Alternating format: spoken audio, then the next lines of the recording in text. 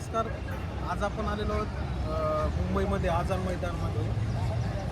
राज्यव्यापी बेमुदत संप हा मगरावळीच्या कंत्राटी कर्मचाऱ्यांचा आहे. याच्यामध्ये विषय काय की त्यांना वेळेत वेतन आदायी नसणं किंवा एखाद्या प्रायव्हेट कंपनीकडून त्यांना वेतन आदायी करणं किंवा त्यांचे 17-18% जे मानधन आहे ते कंपनीकडून म्हणजे कट करून घेणं, या सर्व गोष्टीसाठी किंवा एक शासकीय कुठलीही हमी नाही.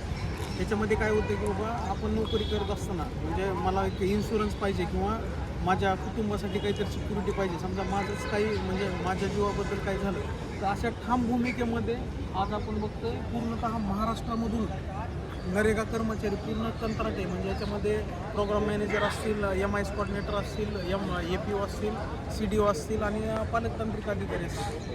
हे सर्वजण आज इथं ठिया मांडून याच्यासाठी 2 तारखेपासून बसलेले आहेत की आम्हाला न्याय पाहिजे. परंतु आतापर्यंत आपण बघितलं तर प्रत्येक मीडिया चॅनलला आज कामगार येऊन गेले, असं प्रत्येक वेगवेगळे लोक इन्व्हिटेट करून जात आहे. परंतु एक यांचं असं म्हणणं आहे किंवा एक आम्ही याच्यामध्ये जे सामील झालो टोपी त्यांच्याकडून तर याच्यामध्ये काय होतं की ठाम भूमिका अशी की बाबा आम्हाला कुठलीतरी सिक्युरिटी द्या किंवा जी कंपनी S2 कंपनी तर S2 कंपनी रद्द करून आम्हाला डायरेक्टली शासन सेवेत समाविष्ट करावं किंवा राज्य विद्या असोसिएशन अशा पद्धतीने एक हेड असतं, त्याच्यामधून जर आम्हाला पगार दिली तर नक्कीच 15-20% म्हणजे आमची कपात होते ते कपात होणार नाही आणि ते म्हणजे आमच्या भवितव्यासाठी किंवा आमच्या भविष्यासाठी किंवा आमच्या वैयक्तिक वापरासाठी ती रक्कम आम्ही वापरू शकतो.